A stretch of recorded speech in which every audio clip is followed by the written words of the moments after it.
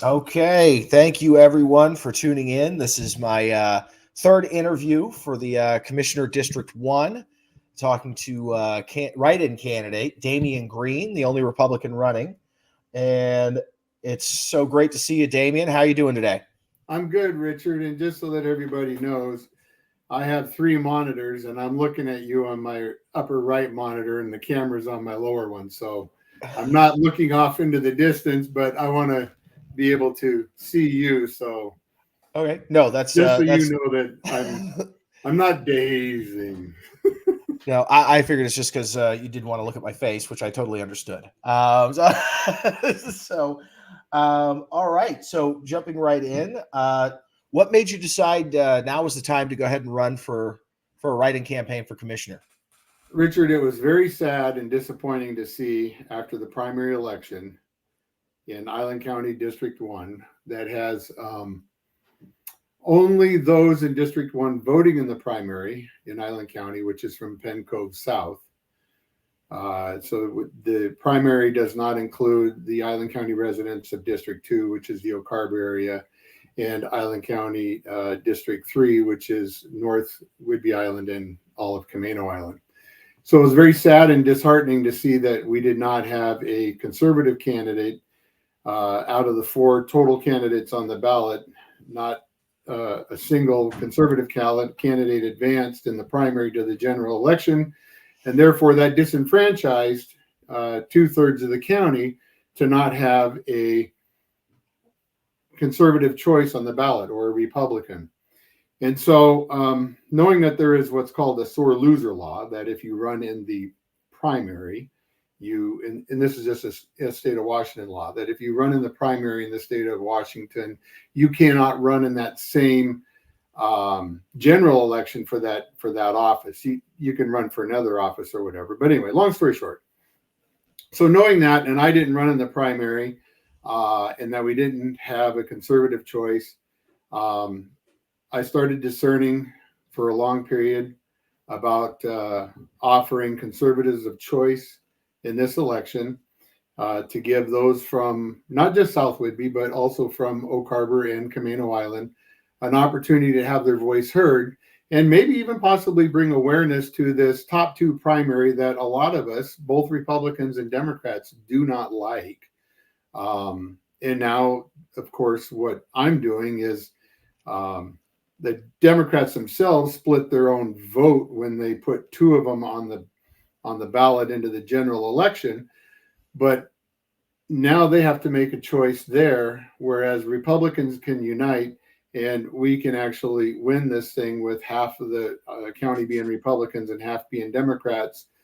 Republicans, we can unite and win back the Island County Commissioner position one seat, which would be just fantastic. But overall, it's bringing awareness and hopefully conversation to this top two primary that disenfranchises voters, as we've seen 4 years ago in Oak Harbor without a Democrat being advancing to the general election. And now we're seeing it again here in District 1 without a Republican advancing. This is happening across the state, and I don't think any of us like it. And I certainly don't like it, but I believe parties on both sides of the aisle do not like this. So hopefully Yeah, we get a lot of awareness. yeah. No, I mean, you bring that up because Democrats had an issue where they ended up not having somebody on the ballot for treasurer. I think that was in 2016, where two Republicans advanced. And they almost had two Republicans advance in Commissioner of Public Lands, just a few hundred votes off that Dave Upthegrove managed to pull out from Sue Cool Peterson. So yeah, no, it does limit our ability to choose in the general. So just so we're clear, because I try to always explain things as well as I can, you will not show up on the ballot. Your name will not be there. So what we're going to see is Melanie Bacon on top because she got the most votes in the primary, and the way it works in Washington State is whoever gains the most votes in the primary is on top of the ballot, and then they go down from there. Since it's top two, obviously the second place person is on the bottom of the ballot, and just below that, which would be Marie Shimada, there will be something that says write-in. It'll look kind of like this, if you can see it.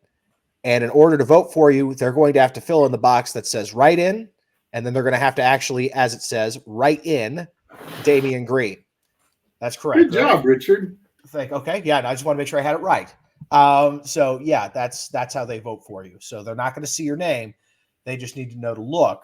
In Commissioner District 1, they actually have to fill in the write-in box and then spell your name. And I believe there's a law now. We encourage everyone, of course, to spell the name correctly. But there is a law that says if you came close and it was clear that your intent was to vote for him, like if you don't put the E at the end of Green and just spell the color green, the vote will still count. Although there is an E at the end, so so do your best to spell it correctly. Yes, but they don't want to disenfranchise any voter based on intent. So, if they can, sound it out phonetically, that will suffice to show voter intent. Okay. All right. So you have actually raised quite a bit of money, especially for a write-in campaign, in just a matter of weeks. So how did you manage to gain that kind of traction? Because write-in campaigns generally, historically, do not gain that kind of traction that fast. And I think you've brought in, 18K in 3 weeks? Yeah, and maybe some more to come here soon. Okay. Wow. Yes. So that's more than I raised my entire campaign for treasurer. And I broke the record, by the way. Super proud of it. I broke the record of fundraising for Island County treasurer. And in 3 weeks, you surpassed my entire fundraising. So how did you do it? How did you get the word out so fast? And that's a great question. I did a little looking because 4 years ago, I think Melanie was a little over 40,000 and I was a little under 40,000 in our campaigns. And that was throughout the whole campaign season. This has been different. I saw people in the primary over 40,000 just before the primary. And I think some are even pushing 80, if not over 80,000 now. Which brings other questions to mind, but your question pertains to me, which is how did I do it? And I think the way I really did it was strangely enough, I didn't ask.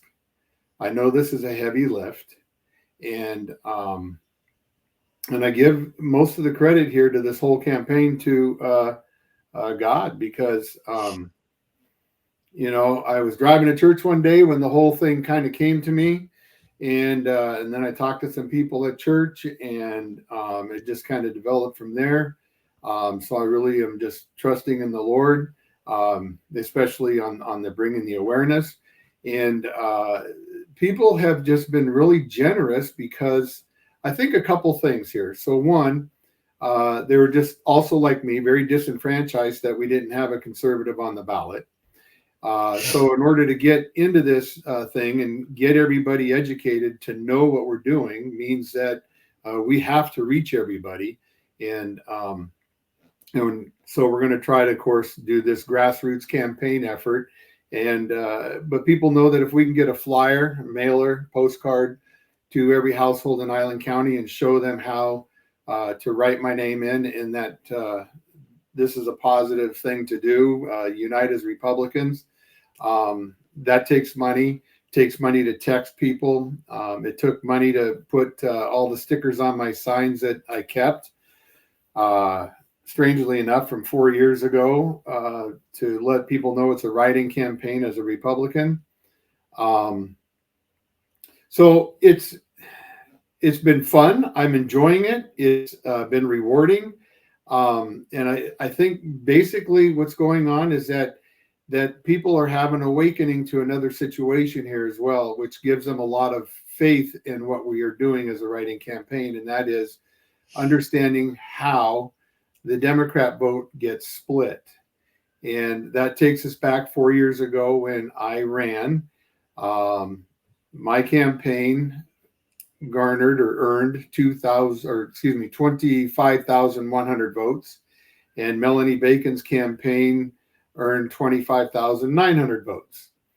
And if we are looking at the county as being half Democrat, half Republican, to Democrats competing for each other's votes means that that 26,000 will be divided by the two of them, not necessarily evenly, but let's just use that as simple math. Evenly, it would be 13,000 apiece.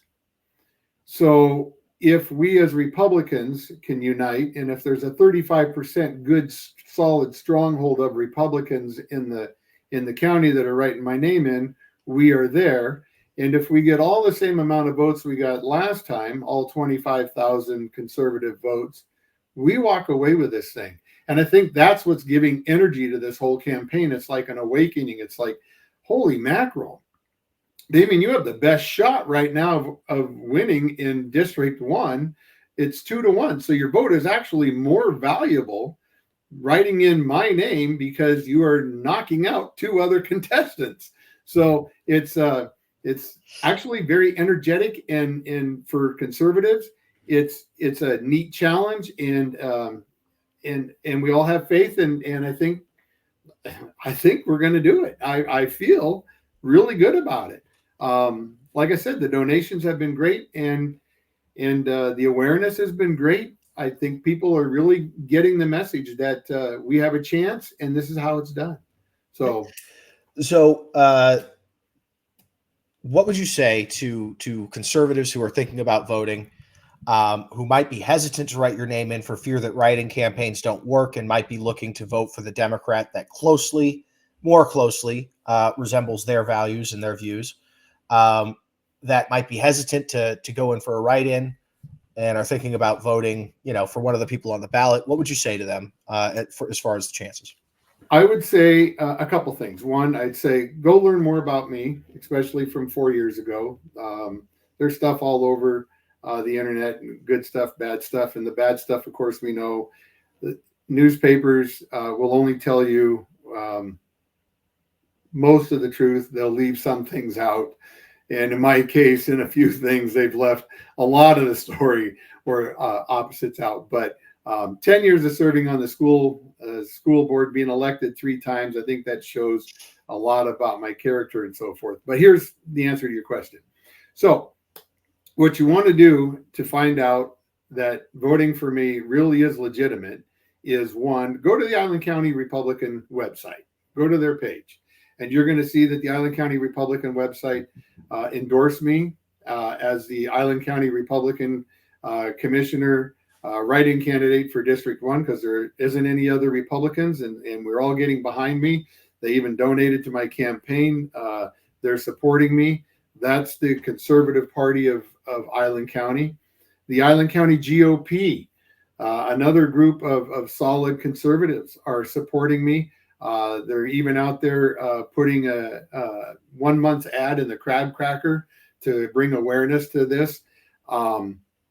And then I think the other part of that is, if you're really trying to figure it out, you could talk to people in the middle and so forth, but talk to real conservatives. Talk to those that are PCOs. That's a precinct committee officer for the Republican Party, things like that.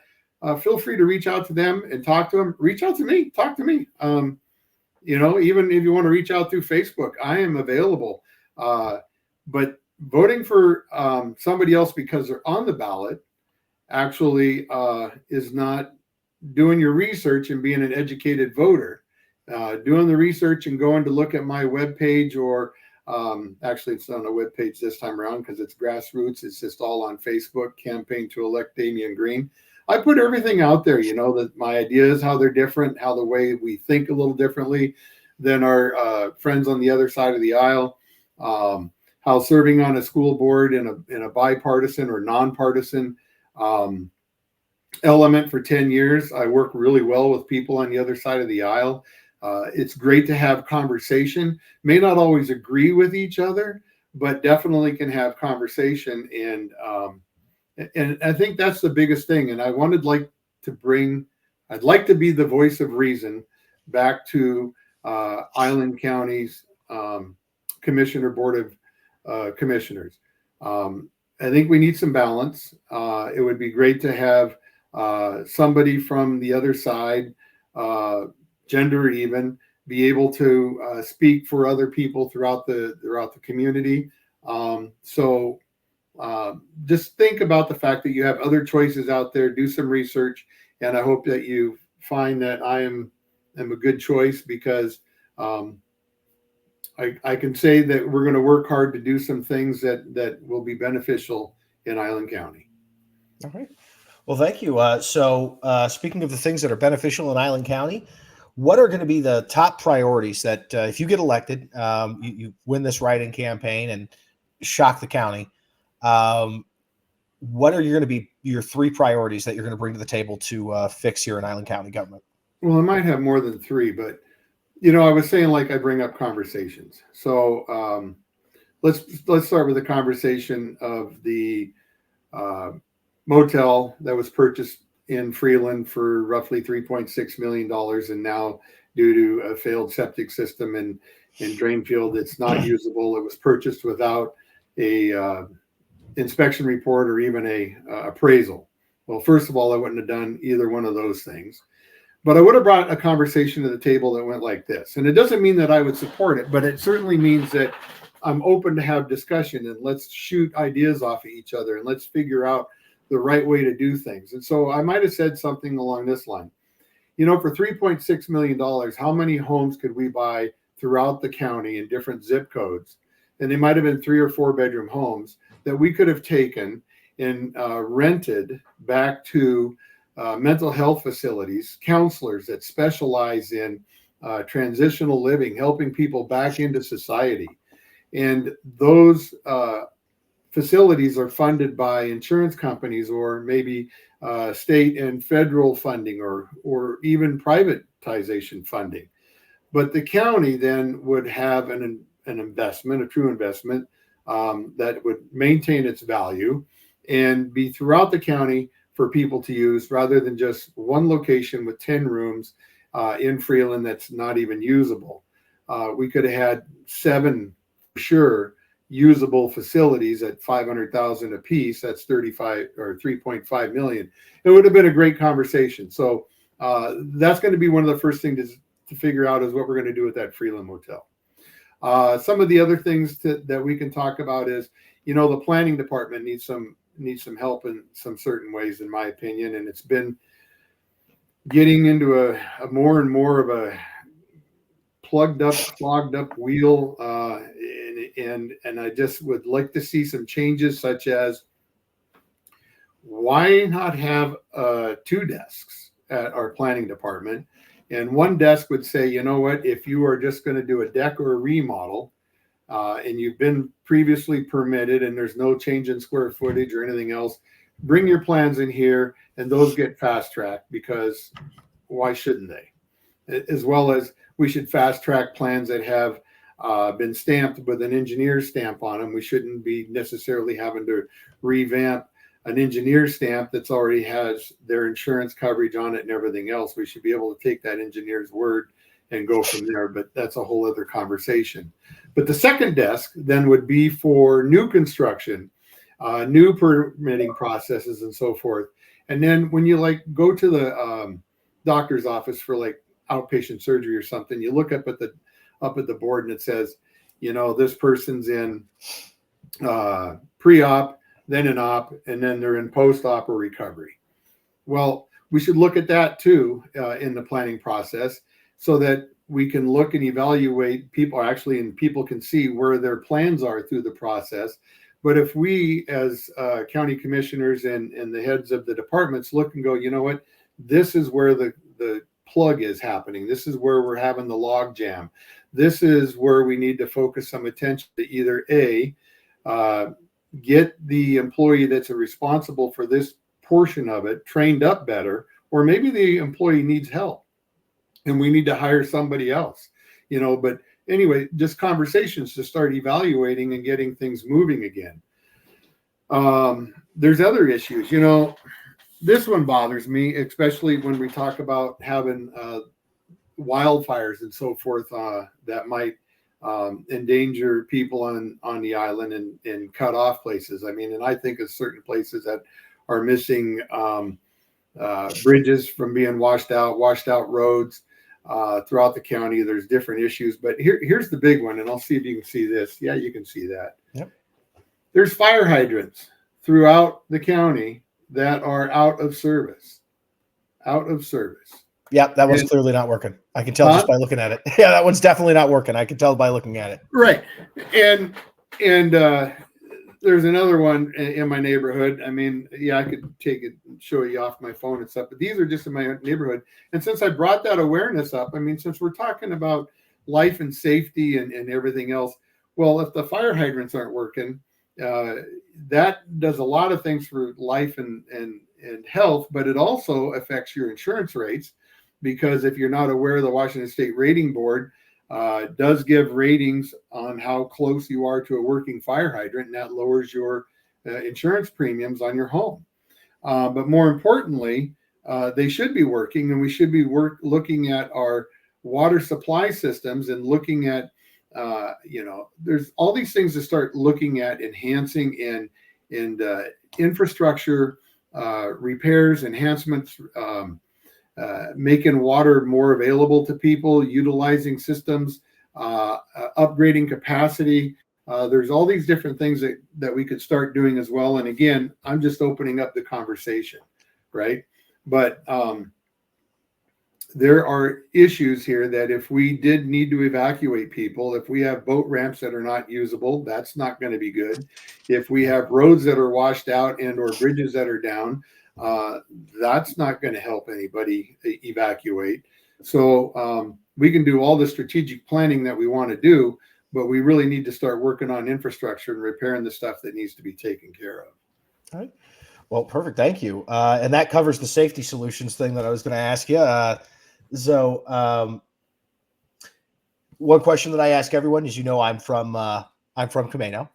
So a lot of people in Camano feel that Whidbey Island gets the lion's share of the attention from our local government. And for Camano, that could be troubling, because in Camano Island, we do not have a city council. We do not have a mayor. We don't have a local government of any kind. So the commissioners really are our entire local government. So as one of our three commissioners, will the Camano voters have reasonable access to you if elected? Oh, you bet. Matter of fact, even 4 years ago, I said that, at least once every three months, we should have a commissioners meeting on Camano and bring the family of Camano Island closer to us. But you know what? You bring up a really good point. And there's a lot of things that we don't necessarily know where I live on South Whidbey compared to what is going on in Camano and what is going on the north end. But you guys had a really good thing a few years back, which I'd like to see maybe even done on the south end here at Whidbey Island. Christopherson Creek, is that the right name of the creek up there that they return the salmon to? And we have a similar situation down here with Maxwell Creek, that beaver have migrated in and plugged up the whole system. The water is not flowing. The outdoor classroom, the kids still go down there and release their fish fry, but sadly they don't come back to spawn. There's a lot of issues there that need to be addressed, and there's a lot of different agencies that need to be involved. But knowing that you guys did that in Camano, I know that we can also do that here in South Whidbey, because part of the job of the commissioners is to protect the natural resources of our county. And salmon is a natural resource, and that natural resource there at that particular creek should be restored just like it was done at Christopherson Creek. So kudos to Camano for getting that done. I would hope that we could get that done here too. All right. And so this is more of a, kind of a basic question where you can do whatever you want with it. It's just, what is your vision for how Island County government should work? Island County government should work for all the people. We shouldn't just have, okay, I'm a Star Trek guy. The needs of the many outweigh the needs of the few or the one.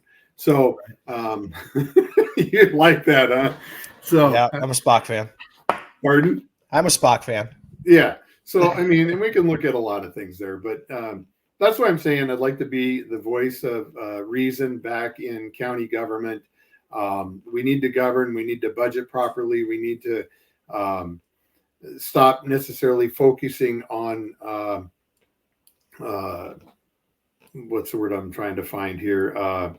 Special causes and so forth, but just get back to governing. There are things that need attention, and then maybe you can call those special causes and so forth. But overall, just basic governing of the county should be the primary emphasis for all of the county commissioners.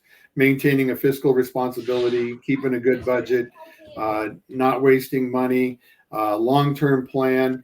And you know what? Speaking of long-term planning, I brought this up a couple of weeks ago. So here we are, 10 years, and it's time to look at growth management. Well, growth management, why are we focused on doing it right now in the last 11th hour, 12th hour before it has to go to the state? You know, when serving on the school district, every month we looked at policies. And I would think that to be in good governing of this county, you would want to at least look at the Growth Management Act, sections of it, maybe once a quarter, maybe at least twice a year, make notes of things so that you're not trying to fix it all at once. It's kind of like, do you want to make a big mess when you're cleaning or when you're cooking, or do you want to kind of clean as you go when you cook?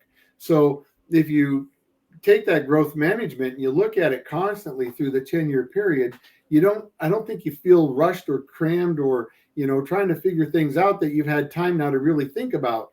And that's the way to govern, is to plan and have long range planning and look at things. And, maybe something needed to be changed 7 years ago. And now it's overlooked and nobody's going to even remember it. So hopefully, Richard, that kind of gives you an idea on the way I think. Yes. Last question is, what is your greatest strength that you think you're going to be able to bring to Island County government? Actually, that wasn't my last question. I have one more. I just have a different way of thinking.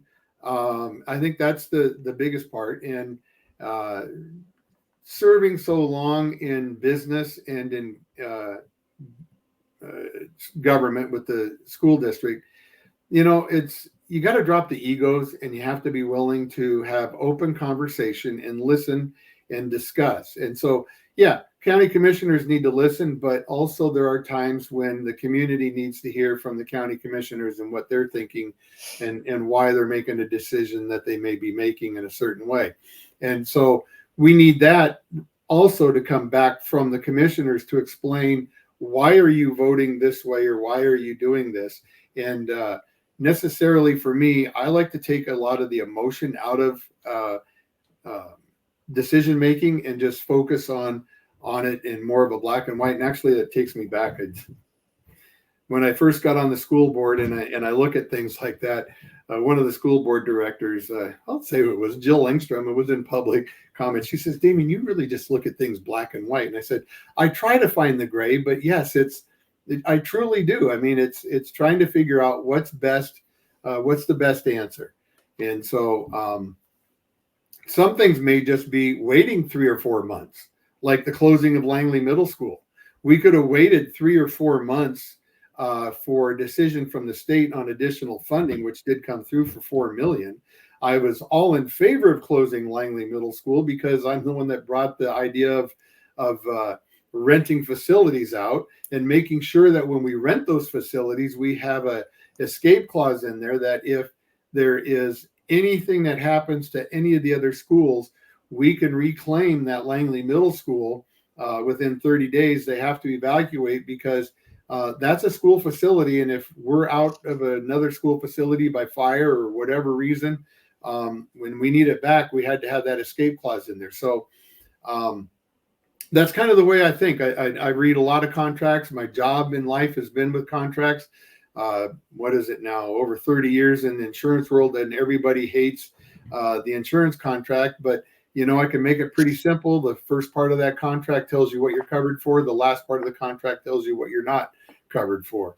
But to understand contracts and language and the way laws are written and everything else, that's my forte. That's truly what I bring to the county government, and the ability to discuss and listen and take other people's ideas that they may have said something you didn't even know, they didn't even know they said it, and you can build on that idea and make something really great out of it.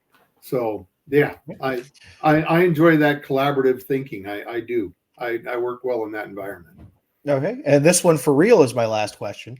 What is it that separates you from the other two people that are running?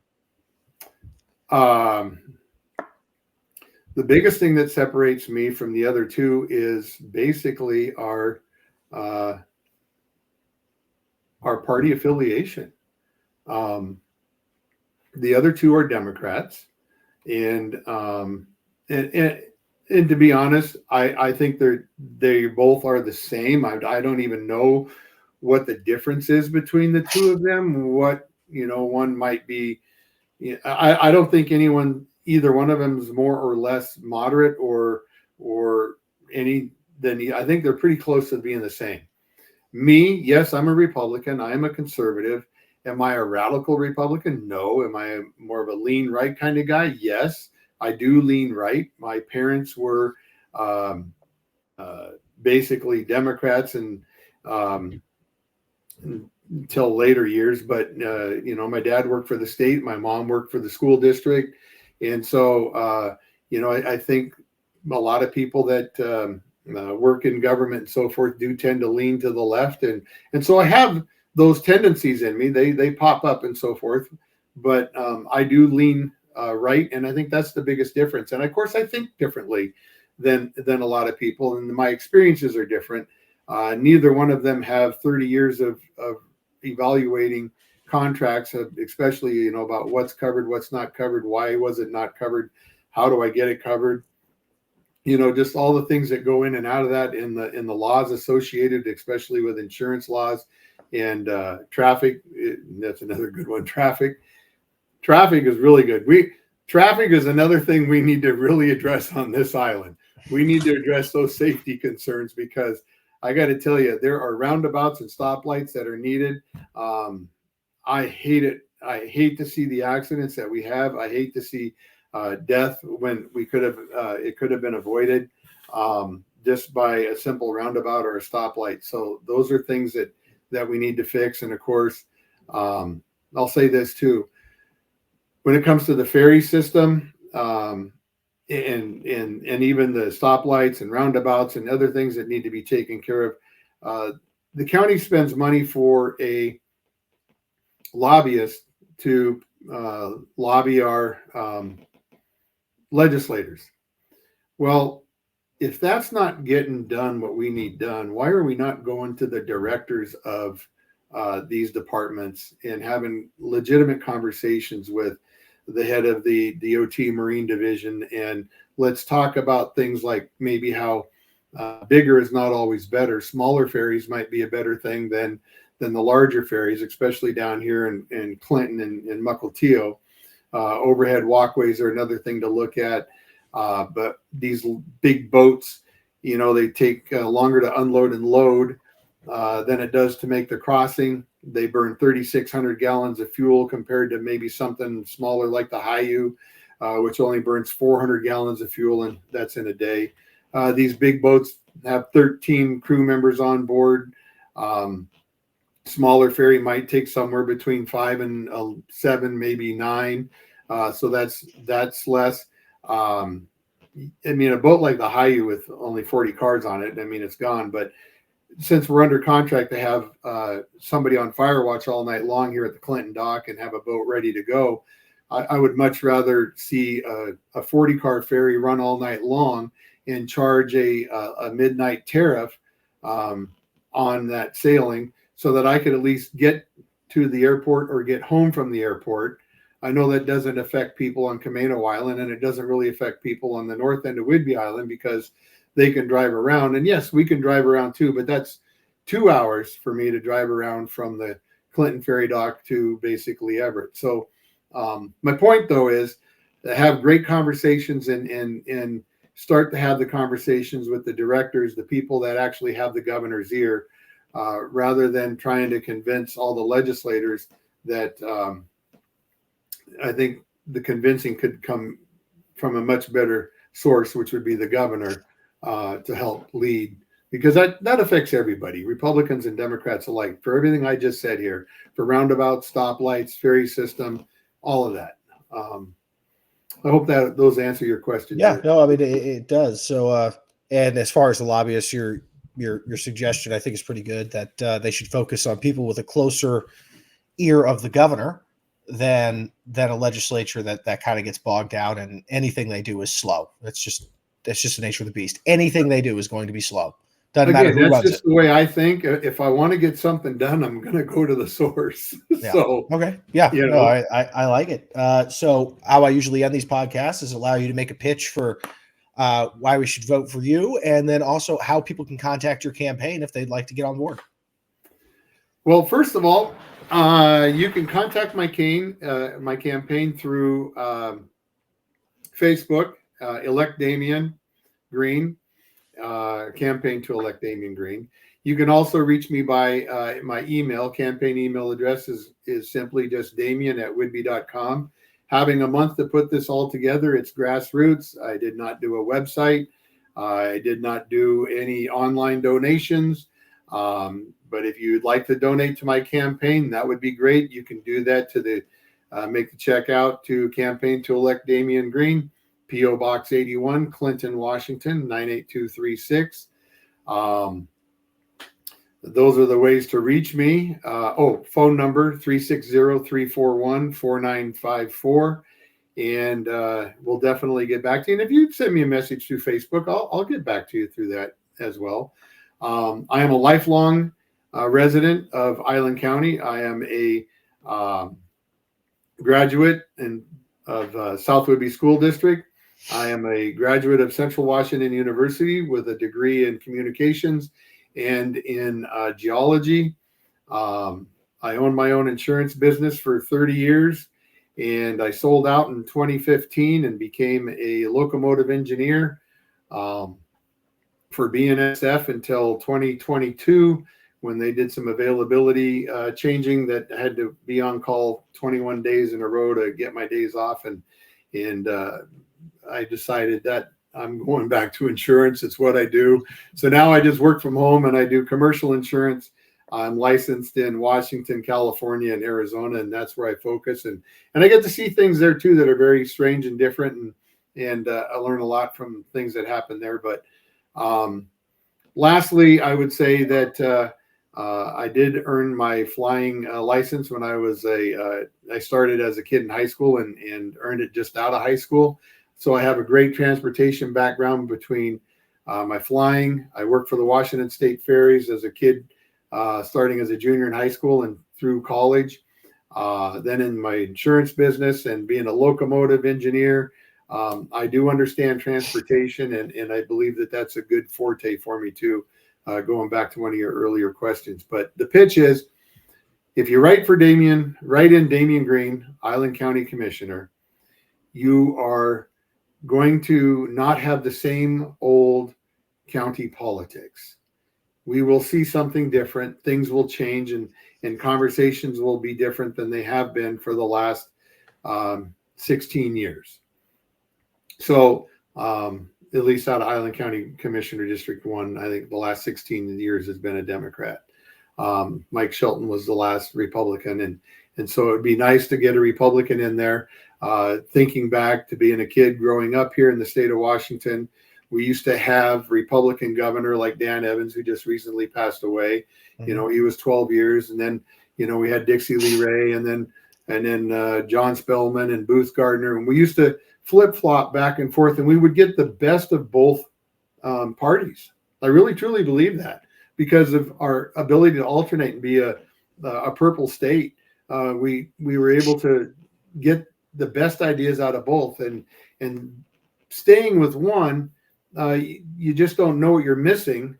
And so I think it's a great idea to actually just think about that, give that some deep thought. And if you agree with some of the things I've said today, then I encourage you to please write in my name, Damian Greene, Island County Commissioner, and you're welcome to support me, ask me questions as well. And I just appreciate the time today with you, Richard. It was fun. And feel free to reach out to me again if we are successful in this election, and we can go from there. Yeah, no, I intend to do a Facebook Live on election night, and I'm hoping to get a lot of people on to talk before the results come out, and then after the results come out, we definitely need to talk to people and figure out what's going to happen from there. Well, thank you so much, Damian, and look forward to that. And I will talk to you soon. Thank you, Richard, and thank everybody for their support in this election.